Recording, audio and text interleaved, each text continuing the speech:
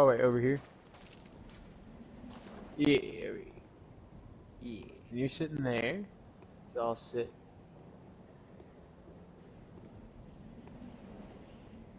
That's Yeah, and I'm gonna have to do a better intro this go around because I botched last episode's intro. got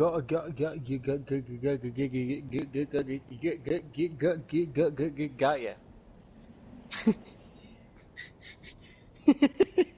Just know that's probably going in. Got ya. Yeehaw! We got us some Bushrangers and some Bloodborne.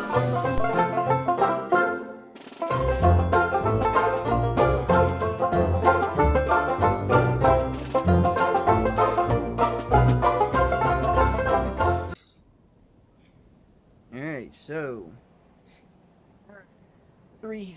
what am I doing? We're fucking recording already. Welcome to Bushrangers and Bloodborne. I am your host Smokey, and joining with me as always is my co-host Spooge. Hello. This is See, we didn't mess Bushrangers it and up. Bloodborne, like I stated. Yes. Perfect intro. Oh yeah, it's fucking better than last time, I guess.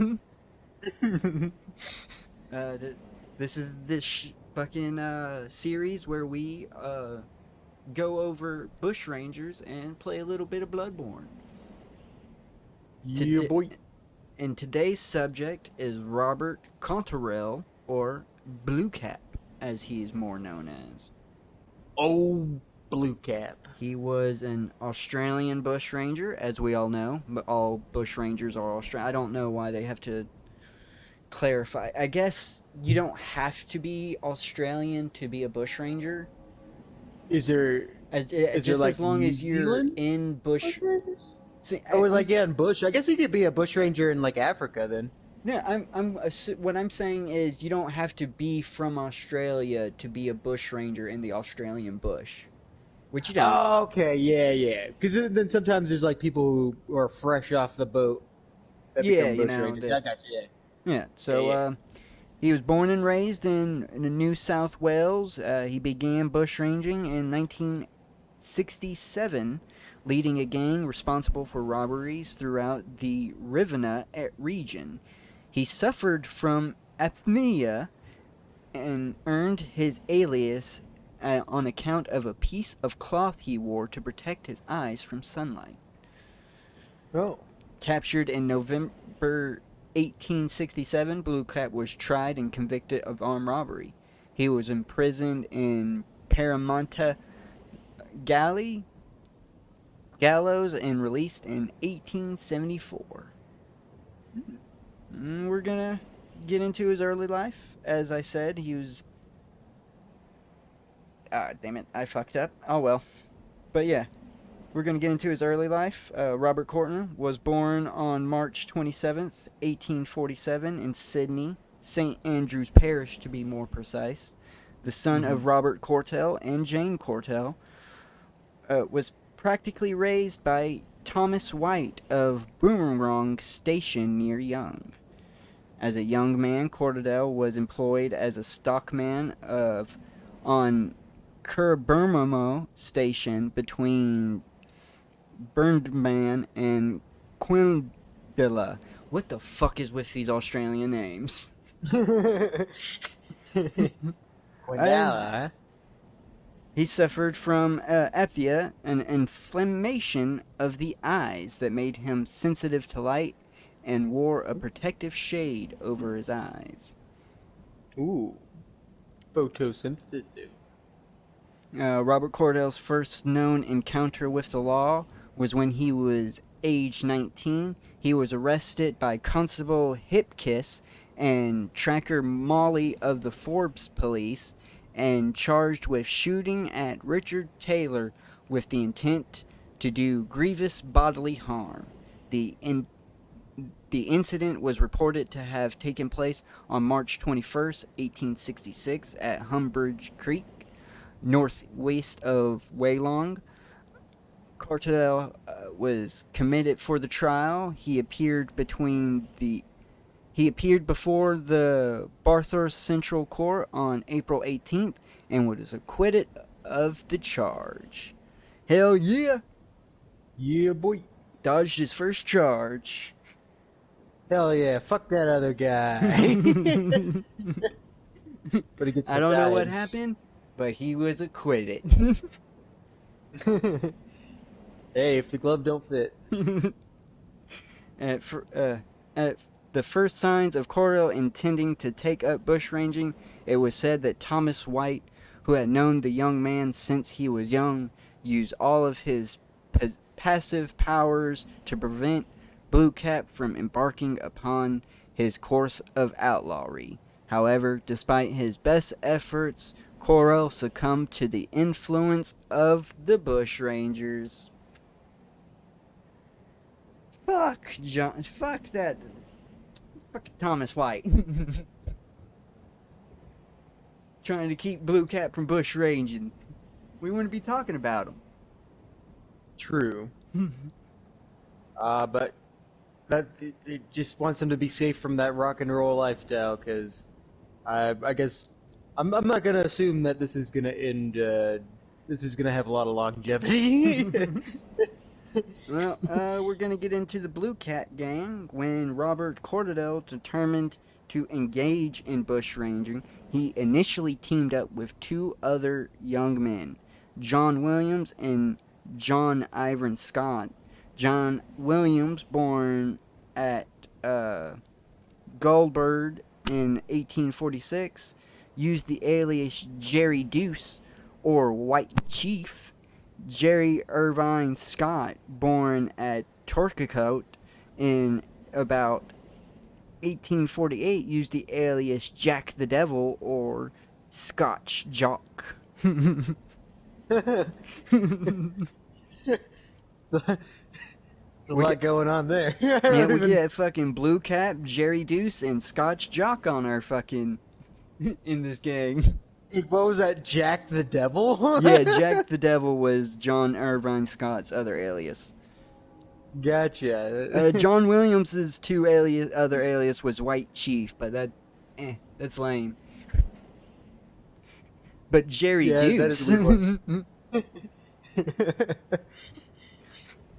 No, I guess the White Chief kind of does kind of show of, which is kind of something I'm noticing is like a lot of these bushrangers have a lot of like camaraderie with like the natives, like the Aborigines and like the indigenous people of Australia. Indigenous people.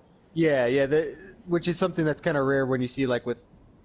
Though I mean, honestly, I mean with Billy the Kid, wasn't he the same? Yeah, he had a kind of camaraderie. Some of our American outlaws did, but we'll have to get into that when we cover gunslingers.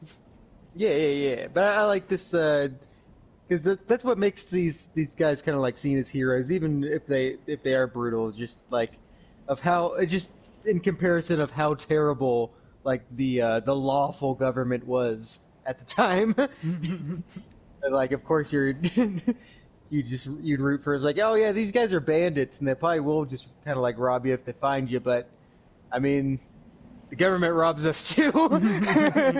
At least these guys are nicer than they do it nicer than the government does. At least they're more honest. To be honest, they'll ask if you want to join their gang.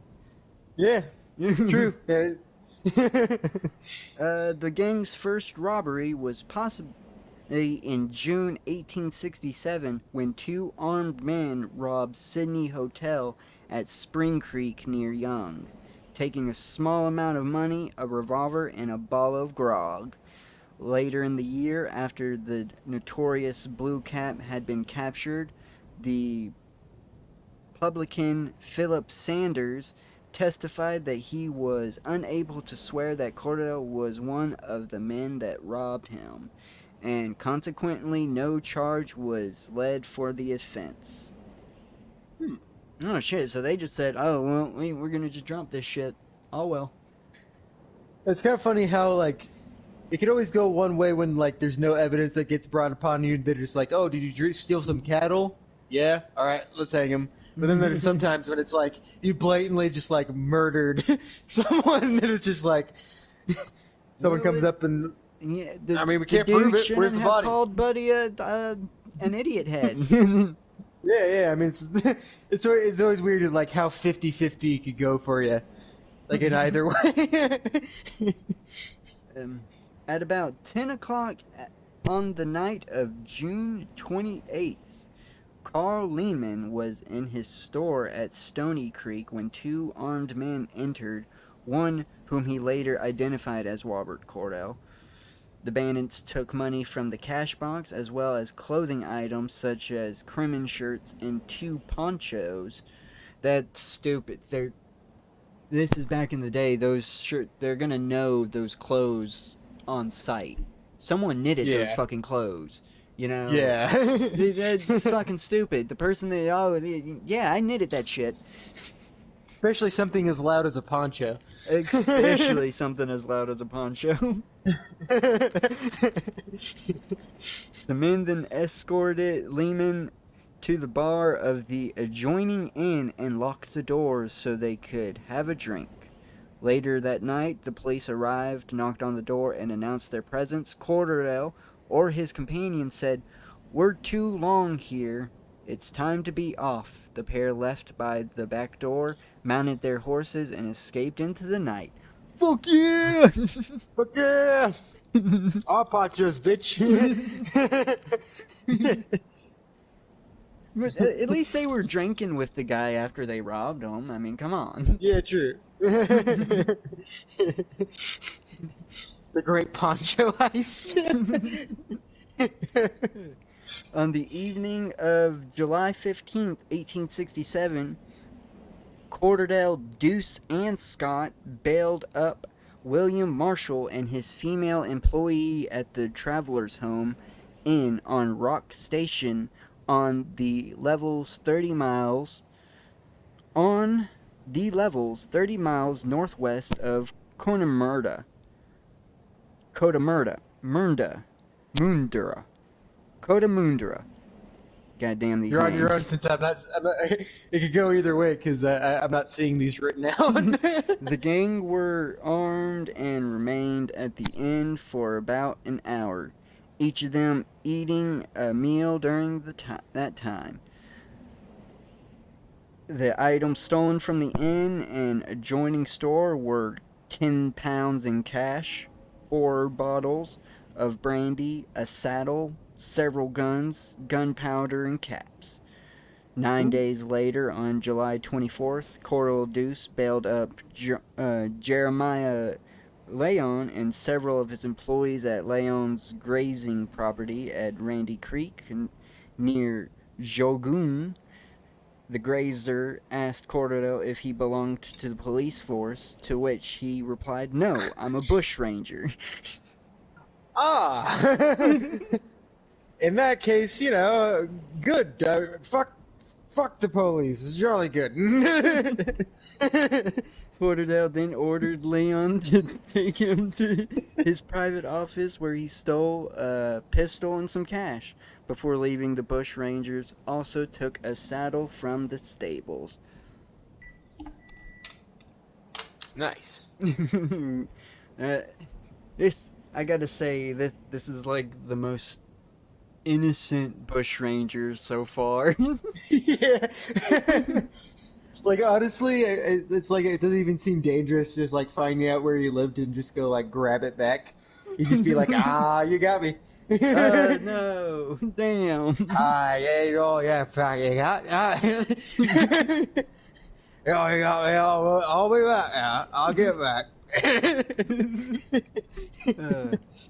Fucking Bluecap assumed leadership of the gang as it committed many audacious raids, robbing stations and travelers in an area covering Young, Griffith, Narraderda,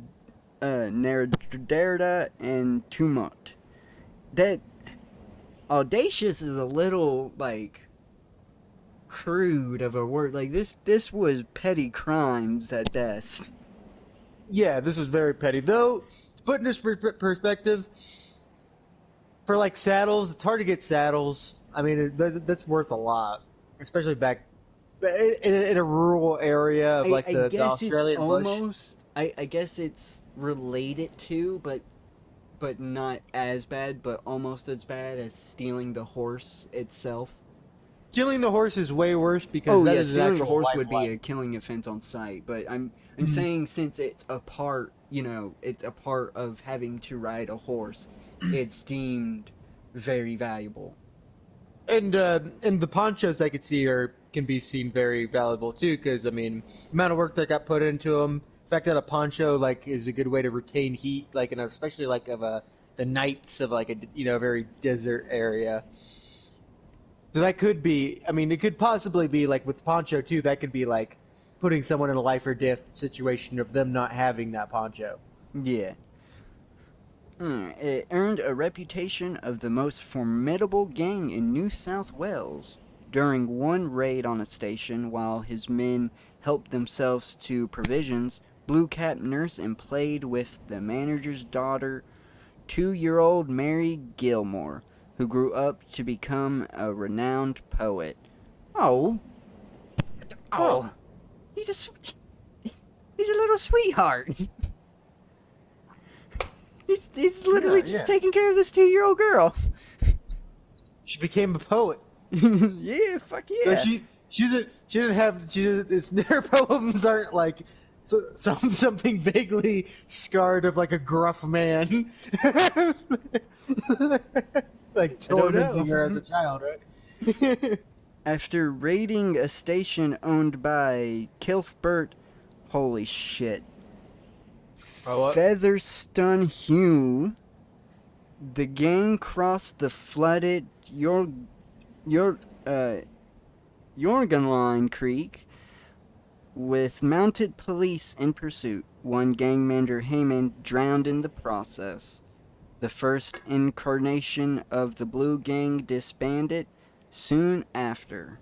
White Chief was eventually caught and sentenced to death, but this was later commuted to 15 years on the roads. Oh, So he actually got off light. yeah. And we got events at Borlow Station. On Sunday of August 18th, Bluecap and 3 gang members appeared at Borloro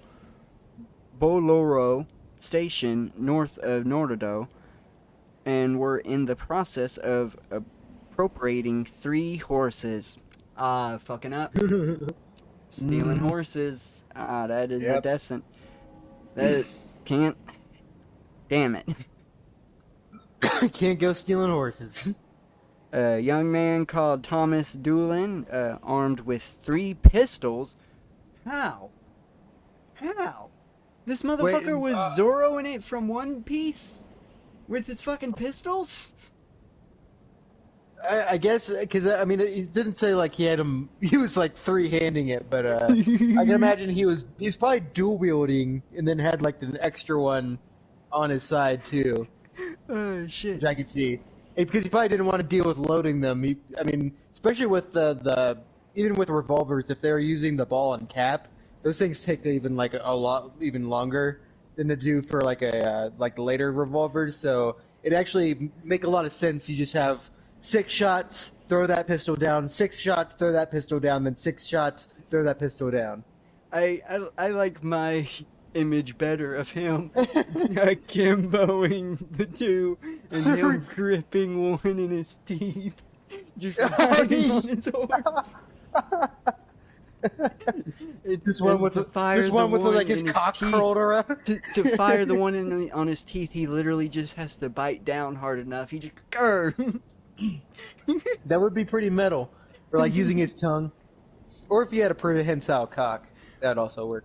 He came riding along the fence near the station, and the Virgin told by Doolin and recounted in the Colonel Press. Bluecap, Jack the Devil, and Williams then rode to meet him, prompting Doolin to gallop away. Motherfucking pussy! You just ruined my image of him. Oh my god. Yeah, it's kind of just. This is kind of just like a juvenile delinquent, just kind of just running around in the Australian bush. He's definitely one of the more innocent. I mean, He's like, other than he did kill a guy, but to see like no, all these little like this ain't even a fucking member. This ain't even, this is a citizen that's trying to attack them, and he just runs away when they come at him. Oh wait, who's getting chased? I think I lost the plot here. Okay, right now what's happening is there's fucking Bluecap, Jack the Devil, and Williams is holding up Barlow Station, and Thomas Doland, armed with 3 guns, has come at them, is galloping at them on a horse armed with 3 guns. Somehow he's armed with 3 guns. My theory is he's akimboing and got one in his teeth. Yes, And when yes, they yes. start going towards him, he's like, "Oh shit!" and he just runs away. Oh. Who is that guy? He's just some dude that just came out of nowhere with 3 pistols.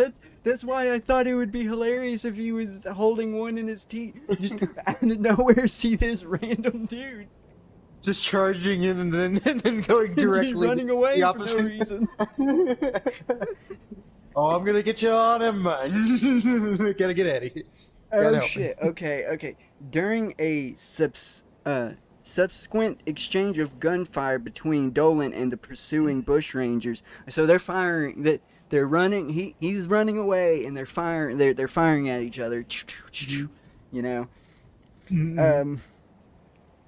But in pursuing, Bluecap was wounded on the wrist, and his horse received a bullet in the chest. No! No! Oh. Eventually, Dolan's horse fell, and he was captured. They captured they captured the civilian. Gotcha. They walked him back to the station, where 20 men were bailed up by King, the other gang member. Near the station buildings, Bluecap forced Dolan down on his knees, telling him he would give him 10 minutes to say his prayers. Killed my horse. Say your prayers. Say your prayers.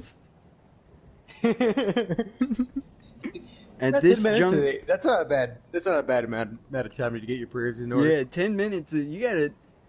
To be honest, I think that's a little cruel. You give him a little too much time to think about what's about to happen, man. Yep. At this junction, Mrs. Wills came down from the station and entreated the bushrangers not to harm him. Williams, who knew Dolan, also expressed a wish that he not be hurt. These appeals caused Bluecap to give up his bloodthirsty design, telling Dolan that he might thank Mrs. Wills and William for his life. Oh, well, this dude's a softy, like you said. This dude's a big old softy. Yeah. He was getting a murderous rage for a second, but then nice lady came up, and you can't. Like, after she said you couldn't, you don't want to upset a nice lady. To be honest, for some reason, I picture someone that looks similar to your mom walking up. just like, cut that out. Be ashamed of yourself. Like, all right. Passively aggressively guilt you into feeling guilty. Yeah. The story of a brave young man battling bushrangers against all odds, his life being spared by a woman's I'm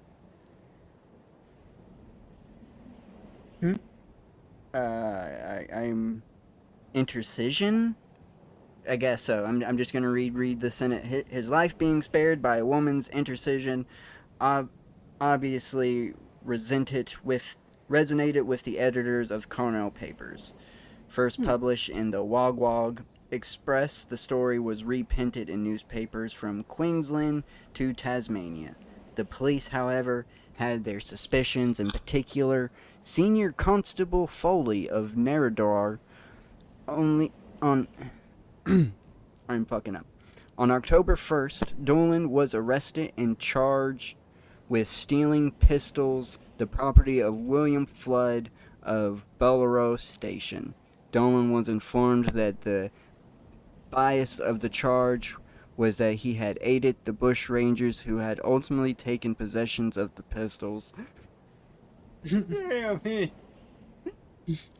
Poor Thomas Dolan. He was just trying to be a fucking hero. Runs away, gets his pistol stolen, and he gets blamed for it.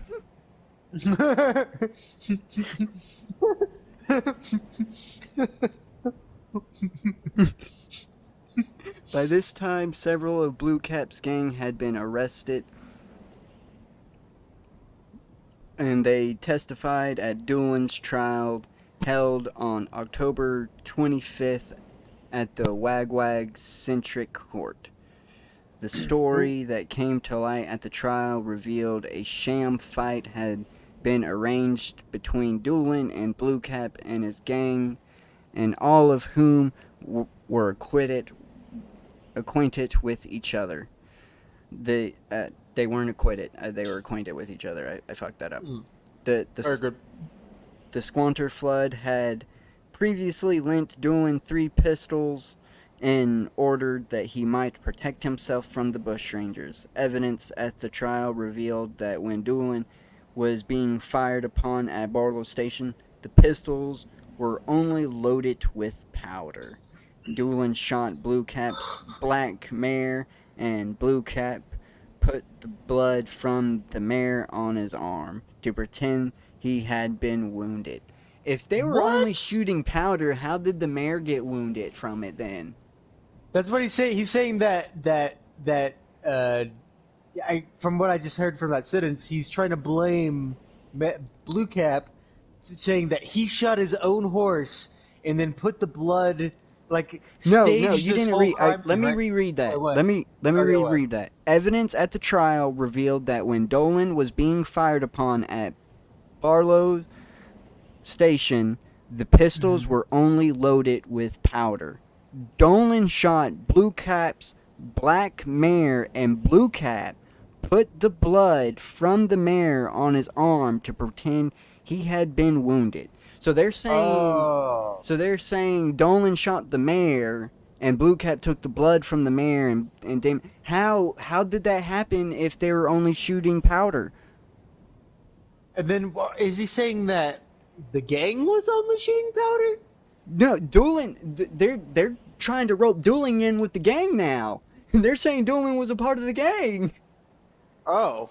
Yeah, that's why he's on trial, because apparently this was some ploy to steal those 3 pistols. This is some fucking Elon Musk level thinking to steal a goddamn pistol.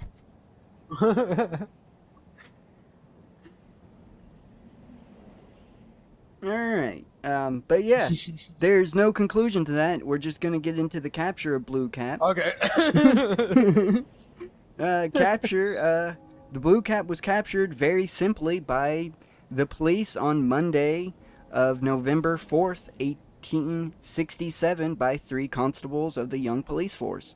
The policeman and Cotterell happened to be traveling along the Bland Road in opposite directions in the vicinity of Humbridge Creek near Wollongong. Blue Creek saw the police approaching, but as he was riding a horse that was knocked up, he made no attempt to escape, and instead trusted to pass by unchallenged in the same manner he boasts of having often done before. And man, he's such a good guy. He didn't want to fuck up the baby by like having the mom stressed, you know. Yeah, and running. yeah, like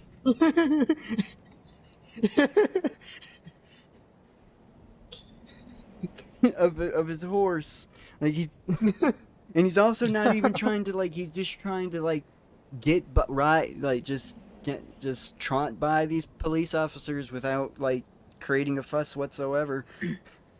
Hey, do I know you? Got Skyrim guarded. And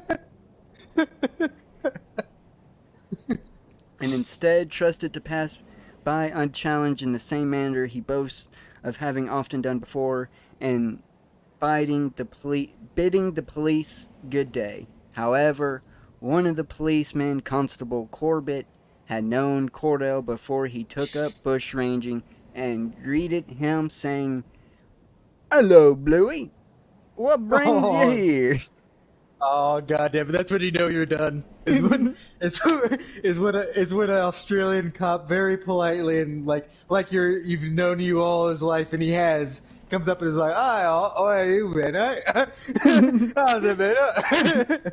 It's like, "Oh shit." Oh, shit. Realizing it was useless to either deceive or resist, Cotterell surrendered. 2 days later, he appeared before the police court at Young and was remanded on 6 charges of armed robbery. On Monday, April 20th, fuck yeah, 420! Oh yeah. I wasn't prepared. I wasn't prepared. We have to go wasn't back in either. time, Marty. We have to go back in time. Oh, fuck. From now, Oh, from I now was on, prepared. we have to make sure we have a bowl just in case for April 20th comes up, damn it. But nonetheless, on Monday, April 20th, 1868, at the Wog Centric Court, Robert Cotterell appeared to answer the charges of armed robbery and assault of Carl Lehman in late June 1897 at Stony Creek, and also William Marshall at Rock Station in mid-July, as well as assault and robbery in October of Marshall and Gemini Lehane. Cotterell pleaded guilty to each of the 3 charges. It was reported that the prisoner appeared to be dreadfully ill. His face was pale and mostly shielded by a large green shade that to protect his eyes. That's probably because his the condition he suffered from was acting up. Yeah. Mm-hmm. It was noted that Cotterell looked about as little like a dangerous look. Oh shit! It was noted that Cotterell looked about as little like a dangerous bushranger as could well have been conceived. Damn, that's a mouthful. That's a mouthful to say he didn't look like a bushranger. Yeah, you could have just said he didn't look like a bush ranger. Come on, he, come on, Wikipedia, what are you doing here? he was sentenced on the following Wednesday, receiving different sentences for each of the offenses, amounting to 10 years hard labor on the roads. Cotterell served 6.5 years before being released in 1874, and that is all. Oh, He died a free man. hell yeah! Hey, I was proven wrong. There was longevity in this. Oh yeah, to be honest, he deserved it. I mean, he was like, to start off this. I kind of glad that this is the first bushranger we went over, because it was super lighthearted. Yeah, this is. I mean, I feel like even Ned Kelly, which I mean we're going to be covering in the future too, but we have the episode out there. We've covered Ned Kelly before loosely. I definitely even think like as much as like I side with Ned Kelly on some things too. I feel like this guy was more even like. Yeah, Know, he definitely was. Ned Kelly had more edge. This guy had no edge to him whatsoever. He was so nice. He wasn't going to stress out his pregnant horse. He did kill one guy at the very beginning, and it was funny because it was like the first thing that was listed that he did, but then like everything else was so like cartoonishly like delinquent. and also also the murder was the thing that he got off the easiest on. No, I definitely think he probably was like a good guy at heart. Especially since of his criminal career and just like the types of crime he did, definitely had impulse issues and probably like got into a bad spat with that dude, and kind of went maybe Yeah, just that definitely lost himself a little bit. that definitely. I hate to say it. I think that murder was more manslaughter than anything. Hmm. I don't think he intended to kill the guy. To be Hmm. honest, knowing the rest of his history, it's just like, man, it doesn't really. And I don't even think it was a murder. To be honest, I think he just shot at the dude. Hmm. I don't even think it was like an actual murder. He was just being charged with shooting at somebody. I thought he there was someone that he only shot at them. Yeah, he only shot at them. Yeah, yeah, Oh, yeah, so yeah, yeah, he's yeah. got no kills. No, this guy has no kills whatsoever. Okay, yeah. I mean, this is definitely our this is Yeah, definitely I don't think the he would. the Like I said, he wouldn't stress out his pregnant horse. mhm, A killer true. wouldn't. A killer, a cold-blooded killer wouldn't have gave a fuck. He would have been like, yeah, and kicked the horse, and it would have been over. Yeah, yeah, yeah. But But this dude has some literacy legacy that we can go over if you oh want. shit. Hmm. English writer James Skip Barlow wrote a penny dreadful novel inspired by Bluecap entitled Bluecap the Bushranger or the Australian Dick Turnip. What the fuck, dude? Why you call me? Why you calling Bluecap a dick turnip? What did Bluecap do to be earn that No, name? well, He didn't do a damn so I thing don't to know. earn that name. At this, though, at this time, and like, where did this come out? Like I don't. It 1800s. didn't say. The This may story have been first appeared a way of in saying a 18. Chad. The first the story first appeared in All 1876 right, I'm looking up what a dick turnip is. as a serial in the Boys Standard. It was published in book form in 1879 in the Hogwarts House Library series. The plot, often describing acts of brutal You violence. mean Dick Turpin? Is that what you read? Did you Oh, it read might have Dick been. Turpin? It might have been Okay, Turpin. that is actual dude. Richard Turpin was a English highwayman. Okay, good. Alright, I was about to say, the fuck you found. No, he didn't call him a dick turnip. Which I was almost starting to believe, like, is this some type of old timey term? That, Oh, that's you just. know what he is, yeah. He's a dick turnip, huh? Unfortunately, I am a bit dyslexic, damn it. Alright, the plot. Okay, this is bullshit though. This is bullshit. The plot, often describing acts of brutal violence, revolves around the hero Ted Hagen and the villainous Bluecap as an escaped convict. The fuck, dude? Brutal violence? Bluecap? We just went over it. Yeah, I think why he what he means by comparing getting compared was this the same guy that compared him to Richard Turpin? No, the Who's the calling him an asshole novel now? the novel that James Skip Barlow was entitled Bluecap the Bushranger or the Australian Dick Turpin. They were Hmm. just calling him the Australian Dick Turpin. But was that the person who wrote this book that's making him look bad? No, this was yeah. I think so because it doesn't mention Okay, another yeah. name since then. So yeah, it So, has to be. so what I think he means by that is that he never actually researched Blue Cap and then just said, "This is Blue Cap, but I'm just gonna write about Dick Turpin." Gotcha. I would have no clue because This is yeah. That's I feel like that's why that totally sounds like someone who's like, "I'm an expert, and he really reminds me of Dick Turpin." So I'm not gonna actually talk about Blue Cap because I actually don't know shit about him, but I know a lot about Dick Turpin. And then I'm gonna write this book about Blue Cap, but it's actually gonna be about Dick Turpin. and Gotcha. and I'm a genius and I'm an expert. Remember, if you're rich, you could just be like, "I'm an expert," and then people would be like, "Oh yeah, Gotcha. yeah." I got you. By the end of the novel, Hagen obtains his rightful reward, and Bluecap meets an untimely end his body mummified in the harsh Australian sun. Borlas lived in Australia during Bluecap's bushranging career and returned in England in 1869. Oh, he was a fucking English sucking motherfucker. He sucked up to the crown. That's what that was about. He was just trying to fucking bash bushrangers. Mm. And then they only didn't know anything about Australian bushrangers, so just thought up of just a British criminal to copy off of.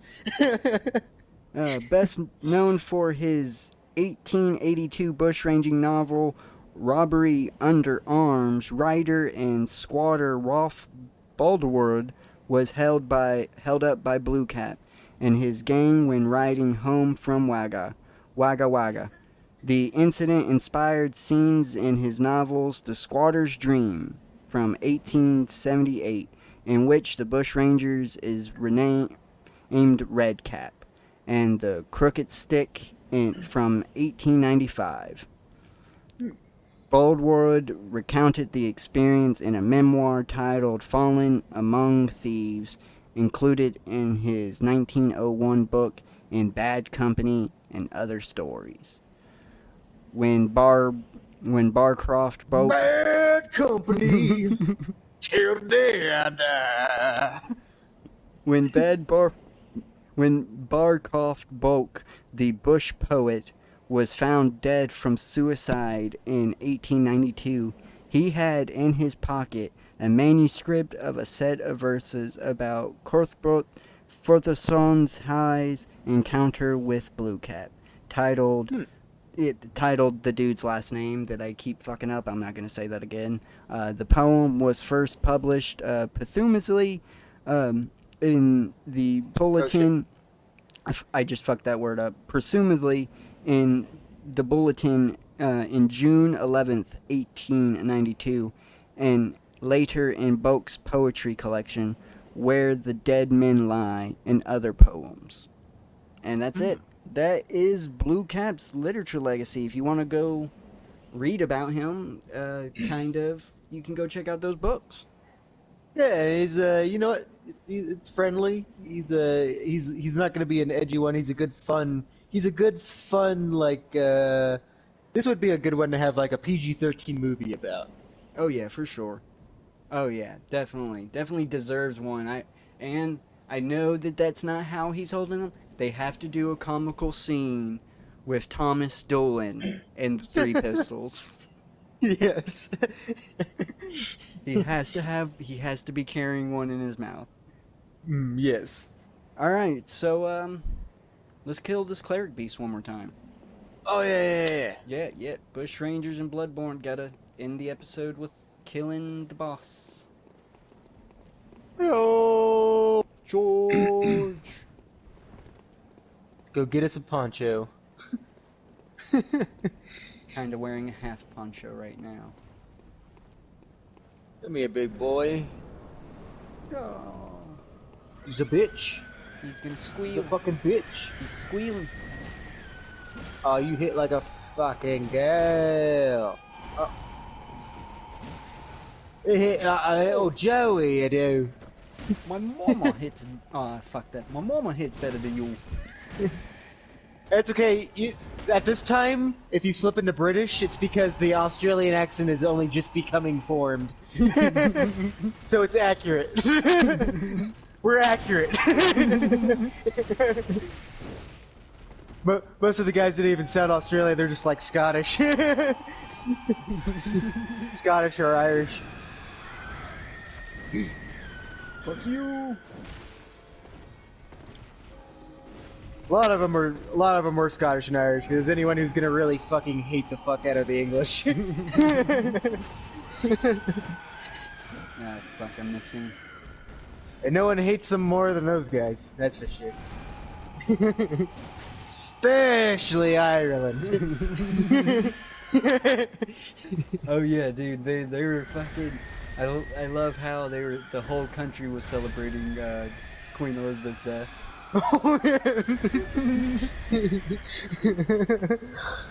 Oh man. They're just actively fucking celebrating it.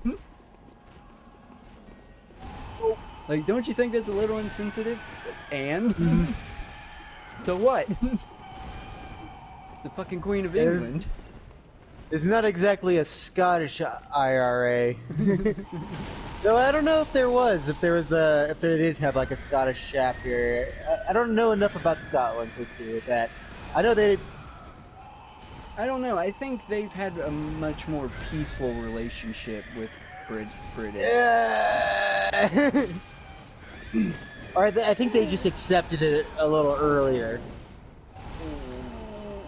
I think Ireland was just the most stubborn about being like, no, fuck these motherfuckers. We aren't part of them. But Scotland fucking had a pretty bad history too. Oh, Fucking Neil. the Scotland did have a little bit closer of like links to like royalty and stuff, so they were a little bit more respected than the Irish by like UK. So it's hard to say. It gets real complicated. That's too much for that's too much for a Yank like me to understand. Because we actually succeeded in He's our glitching up like a motherfucker on me. That's something that the Americans can never understand. Can't ever understand with the Irish. It's like we actually got to be free from the English, so like any hate that we have for like Tories and stuff is more like in a comedic sense. Yeah. Because we didn't have we ended our bullshit with them a long time ago. Yeah, not only that, and became allies of them too.